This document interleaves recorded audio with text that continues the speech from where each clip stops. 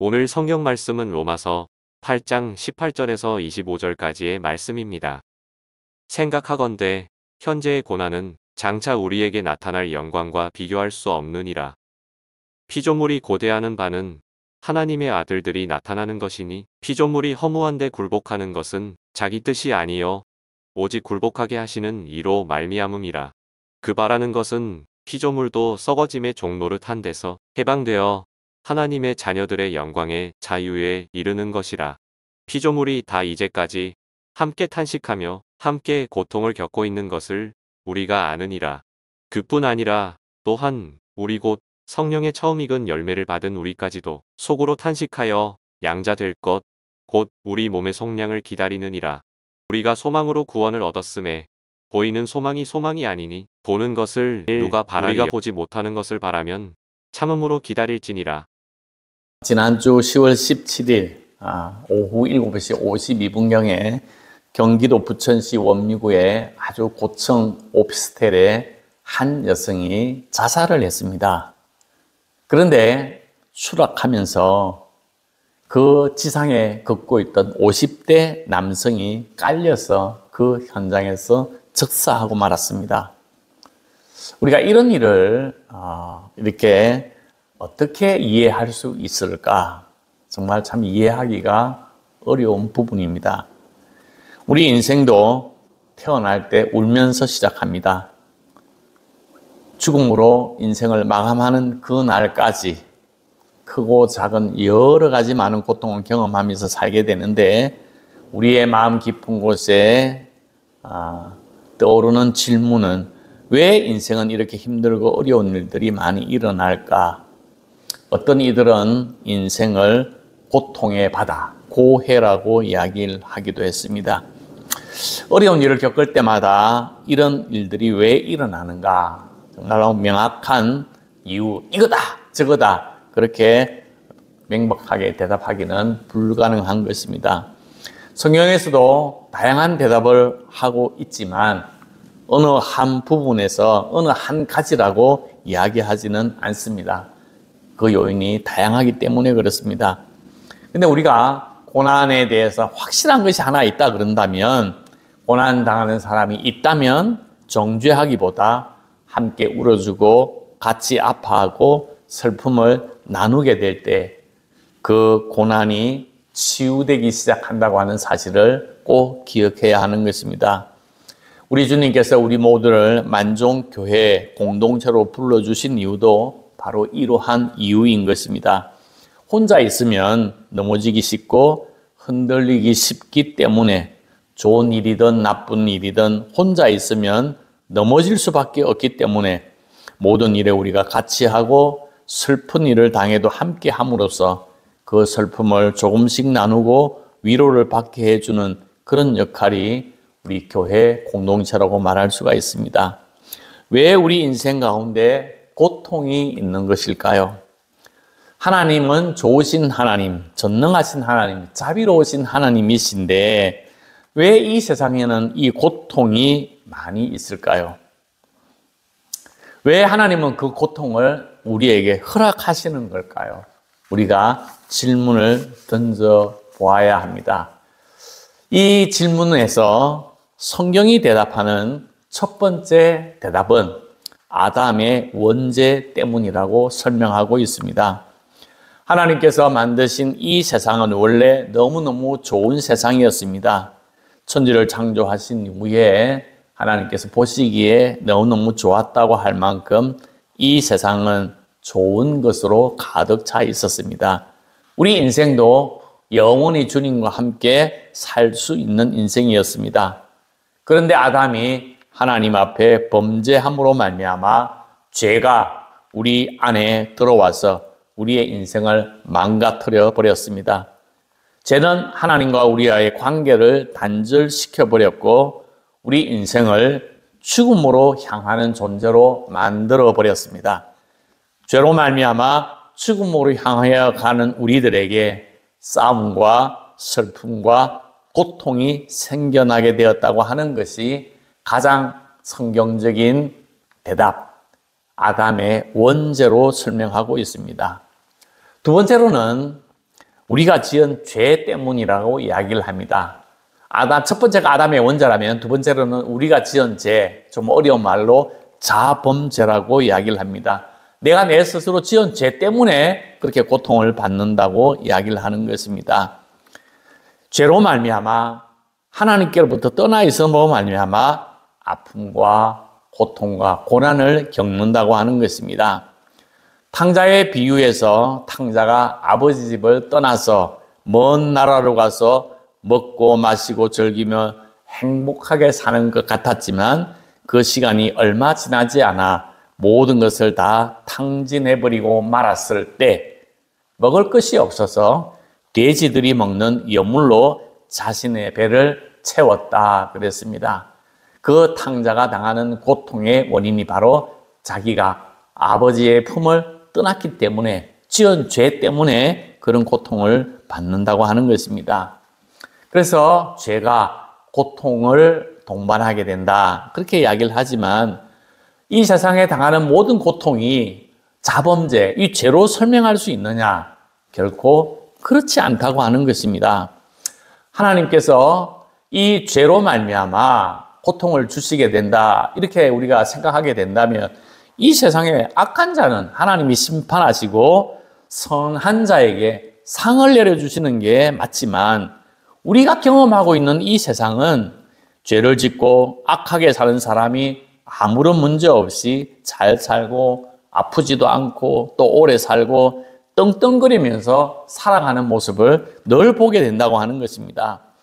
반대로 하나님의 뜻에 순종하며 사는 사람이 오히려 더 많은 고난을 당하고 더 어려운 일을 당하는 경우가 우리 주위에도 너무 많이 있기 때문에 원죄나 자범죄로 설명하기 어려운 것이 고통에 대한 이해라고 말할 수가 있습니다. 그 대표적인 사람이 욥이라고 하는 사람입니다. 동방의 의인이요 하나님께서 인정하실 만한 선하고 의로운 사람이었다고 성경은 기록하고 있는데, 어느 날 갑자기 자기가 가진 모든 것들을 다 잃어버리는 엄청난 고통에 휘말리게 되고 말았습니다. 그런 어떤 욥의 경우가 오늘 우리 주위에도 허다하게 많이 있다고 하는 것입니다. 뿐만 아니라 요한복음 9장에 보면 예수님께서 제자들과 함께 길을 가시다가 태어나면서 앞을 보지 못하는 시각장애인을 만나게 됩니다. 왜 그 사람은 앞을 보지 못하는 그런 시각장애인으로 태어나게 되는가? 만약에 그 사람이 자기 죄 때문이라면, 그런 어려움을 당하게 된 것이 자기 죄 때문이라면 태어나기도 전에 무슨 죄를 지어서 장애인으로 태어나느냐 하는 것입니다. 나아가서 부모 죄 때문이라 그렇게 설명한다면, 부모가 잘못했으면 부모가 그 죄값을 받아야지 그 아들이 왜 시각장애인으로 고통을 받느냐 하는 것입니다. 이런 일들이 우리 주변에 많이 일어나고 있기 때문에 정말로 죄로 설명하기 어려운 부분이 많이 있다고 하는 것입니다. 특히 우리 성도들도 고통을 당하는 경우가 많이 있습니다. 하나님을 모르는 사람들이 정말로 고통을 당하는 것은 이해하고 있지만, 하나님의 말씀대로 순종하고 믿음으로 살겠다고 고백하고 정말로 열심히 진실하게 살려고 하는데, 그때부터 인생의 만사형통이 이루어지는 것이 아니라 많은 고난을 겪게 된다고 하는 것입니다. 죄 때문에 이 세상에 고통이 있다고 설명하는 그런 어떤 설명의 방식으로 이해할 수 없는 일들이 있다고 하는 것입니다. 그래서 우리는 고난당하는 사람을 보게 될 때 그 사람은 죄 때문이야?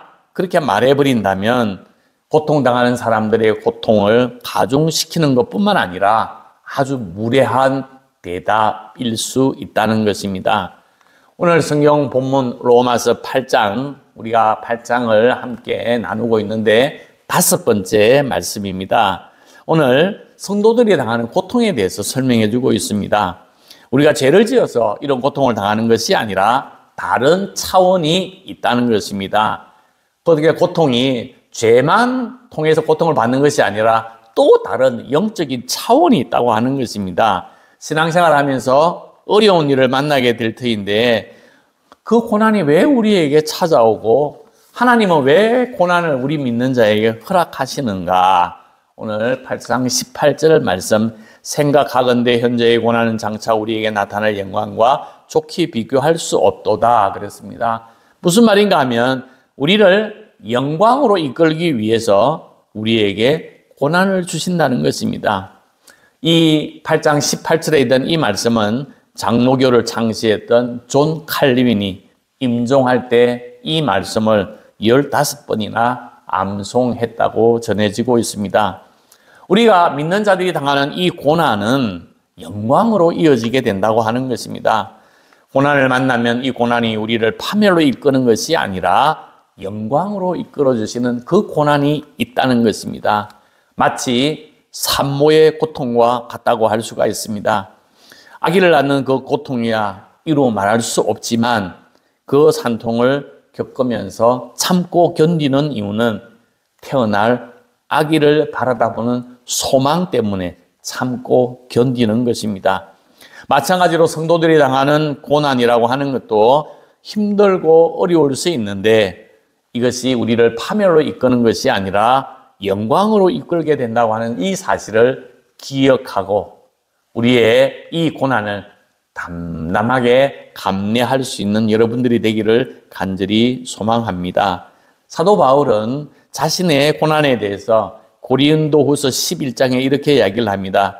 유대인들에게서 이 40에 하나 뺀 39대의 매를 맞았고 3번 태장으로 맞고 1번 돌로 맞고 3번 파선하고 1주야를 깊은 바다에서 지냈으며 여행하면서 강의 위험과 강도의 위험과 동족의 위험과 이방인의 위험과 시내의 위험과 광야의 위험과 바다의 위험과 거짓 형제 중에 위험을 당하고 또 수고하며 애쓰며 여러 번 자지 못하고 줄이며 목마르며 여러 번 굶고 춥고 헐벗었노라 그렇게 이야기를 했습니다.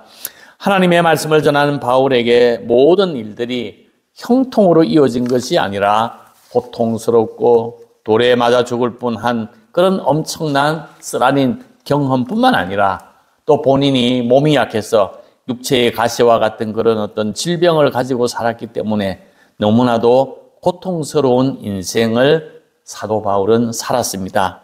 근데 그 모든 고난이 죄 때문에 주어진 것이 아니라 오늘 성경 본문에 있는 말씀과 같이 영광으로 이끄는 고난이었다 하고 고백을 하는 것입니다. 우리 믿는 자에게 주어지는 이 고난은 첫 번째 영광으로 나아가게 된다. 두 번째로는 이 영광이 너무 크다는 것입니다. 이 영광은 지금 우리가 당하고 있는 고난과 좋게 비교할 수 없다고 하는 것입니다. 지금 당하고 있는 이 고난이 힘들고 어렵지만 그 영광의 세계를 바라다 보게 된다면 아무것도 아니다. 우리가 흔히 이야기하는 세 발의 피밖에 되지 않는다 하는 것입니다. 영광이 너무 커서 우리의 그 고난이라고 하는 것은 정말 작아 보이게 된다. 엄청난 고난이 우리 앞에 놓여 있기 때문에 이 고난을 영광의 소망을 바라다 보면서 참고 견뎌 나가야 된다고 이야기를 하고 있습니다. 세 번째는 그 영광이 우리 눈에 보이지 않는다는 것입니다. 24절에 보면 우리가 소망으로 구원을 얻었으며 보이는 소망이 아니니 보는 것을 누가 바라리요. 영광의 순간을 기다리면서 인내하고 고통을 받고 있는데 그 영광의 소망이 지금 눈에 보이지 않는다는 것입니다. 보이지 않는다고 해서 없는 것은 아니라는 것입니다. 그래서 눈에 보이지 않기 때문에 많은 사람들이 기다리다가 그냥 지쳐버리고 포기해버리는 경우가 많이 있습니다. 믿음의 사람은 믿음의 눈으로 그것을 볼 수 있다고 하는 것입니다.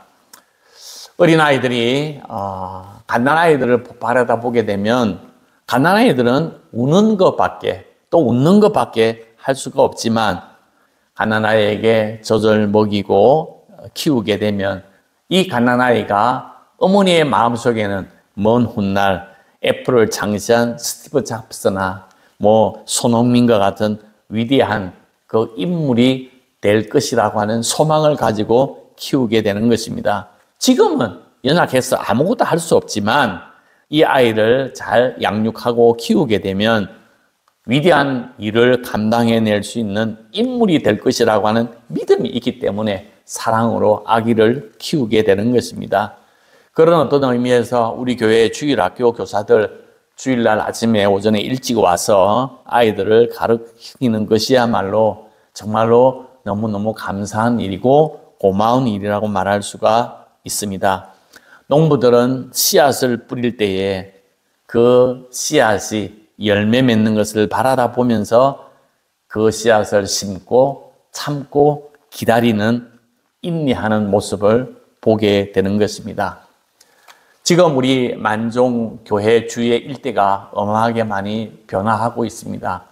예전에는 이 만종 일대 차가 다니지 않는 시내버스가 절대 없는 그런 농지였습니다. 그런데 건축가가 이 만종역을 짓기 위해서 만종역 일대의 여러 가지들을 설계하고 계획하면서 오늘의 이 멋진 만종역을 머리에 그리면서 하나하나 이 만종역을 개척하고 기획하고 이 만종역을 하나씩 하나씩 변화시켰을 것입니다. 우리 눈에는 보이지 않았지만 건축가들은 그것을 바라다 보면서 한 가지 일들을 하나하나씩 발전적으로 단계적으로 일을 감당했을 것입니다. 우리 눈에는 보이지 않았지만 건축가들이 바라다보는 아름다운 만종역과 같이 오늘도 우리가 우리 눈에 보이지 않지만 소망의 눈으로 영광의 눈으로 그 영광의 날을 바라다 볼 수 있는 여러분들이 되기를 간절히 소망합니다. 그리고 마지막으로 그 영광에 참여하기 위해서 우리는 참고 견뎌야 된다는 것입니다. 고난이 오게 되면 참고 견딜 수 있는 힘이 주어지게 된다고 하는 것입니다. 25절에 보면 우리가 보지 못하는 것을 바라면 무엇으로 기다릴지라 참음으로 기다릴지라 영광을 얻을 때까지 참고 기다리라는 것입니다. 기다릴 수 있는 믿음의 사람들이 다 될 수 있기를 주님의 이름으로 축복합니다. 지금 고난을 당하는 것은 어려운 일이고 고통스러운 일이고 정말로 힘든 일입니다. 또 그 고통을 누구도 알아주지도 않습니다. 그 고통은 파멸로 이끄는 고통이 아니라 하나님의 영광에 참여하게 되고 우리가 좋게 비교할 수 없는 어마어마한 영광이 있다고 하는 사실을 꼭 기억하며 영광을 바라다 보면서 고난을 참고 견디는 여러분들이 되기를 간절히 소망합니다. 그 영광을 바라다 보며 참으셨던 분이 바로 우리 주님이십니다. 히브리서 12장에 보면 고통을 당해야 될 아무런 이유가 없으신 우리 주님께서 우리를 위하여 고통을 스스로 지시고 그 고통을 통해서 우리에게 영광을 내려 주셨습니다. 높은 영광스러운 자리를 주님께서는 버리시고 낮고 천한 이 세상에 오셨고 고난을 당하셨을 뿐만 아니라 십자가를 지심으로 말미암아 우리에게 놀라운 영광을 주시기 위하여 고난의 과정을 겪으셨던 주님을 우리는 바라다 보고 믿어야 하는 것입니다. 그래서 우리가 힘들고 어려운 순간이 있을 때마다 우리의 힘과 우리의 능력으로 견디기 어려울 때마다 주님을 바라다 보며 우리를 위하여 고난을 인내하시고 참으셔서 결국 우리에게 영광스러운 그날을 약속해 주시는 주님을 바라다 보며 믿음으로 승리해 나가는 만종의 주역들이 되기를 주님의 이름으로 축복합니다. 아멘.